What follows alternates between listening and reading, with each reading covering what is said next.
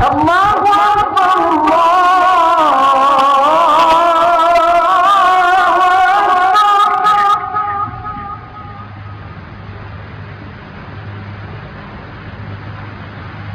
غائبانہ نماز جنازہ ادا کر سکتے ہیں۔ آپ صلی اللہ علیہ وسلم نے نجاشی کی نماز جنازہ غائبانہ ادا کی تھی۔ غائبانہ نماز جنازہ ادا کرنا جائز نہیں ہے۔ آپ صلی اللہ علیہ وسلم نے جو نجاشی کی نماز جنازہ غائبانہ ادا کی تھی وہ نجاشی کی خصوصیت تھی۔ آپ صلی اللہ علیہ وسلم کا عام معمول یہ نہیں تھا۔ کتنے صحابہ کرام ایسے تھے جو رسول اللہ صلی اللہ علیہ وسلم سے دور تھے، ان کی وفات ہو گئی یا وہ غزوات میں شہید ہوئے، تو آپ صلی اللہ علیہ وسلم نے ان کی نماز جنازہ میں شرکت نہیں کی، تو نہ ہی رسول اللہ صلی اللہ علیہ وسلم نے غائبانہ نماز جنازہ ادا کی۔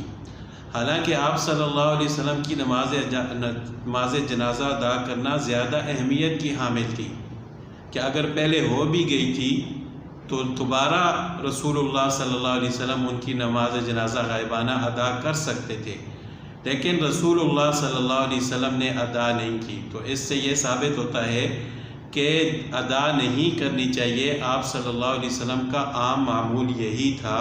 وہ جو ایک دفعہ رسول اللہ صلی اللہ علیہ وسلم نے ادا کی وہ اس نجاشی کی خصوصیت تھی۔ اب جب بھی کوئی مسئلہ بیان کیا جاتا ہے تو اس میں رسول اللہ صلی اللہ علیہ وسلم کی زندگی کا عام معمول دیکھا جاتا ہے۔ اگر کوئی ایک واقعہ ہو تو اس پر مسئلہ بیان نہیں کیا جاتا، جبکہ رسول اللہ صلی اللہ علیہ وسلم کی ساری زندگی میں صرف ایک واقعہ ملتا ہے، جبکہ عام معمول رسول اللہ صلی اللہ علیہ وسلم کا یہ نہیں تھا کہ آپ صلی اللہ علیہ وسلم نے کسی کی نماز جنازہ غائبانہ ادا کی ہو۔ کتنے ہی ایسے صحابہ کرام تھے جن کو رسول اللہ صلی اللہ علیہ وسلم کے ساتھ محبت تھی اور آپ صلی اللہ علیہ وسلم کو ان کے ساتھ محبت تھی، تو کتنی ان کی خوش قسمتی ہوتی کہ رسول اللہ صلی اللہ علیہ وسلم ان کی نماز جنازہ ادا کرتے غائبانہ یا وہاں موجود ہو کر۔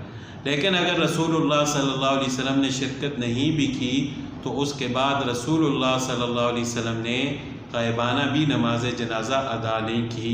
تو اس سے یہ ثابت ہوتا ہے کہ نماز جنازہ غائبانہ ادا کرنا یہ سنت نہیں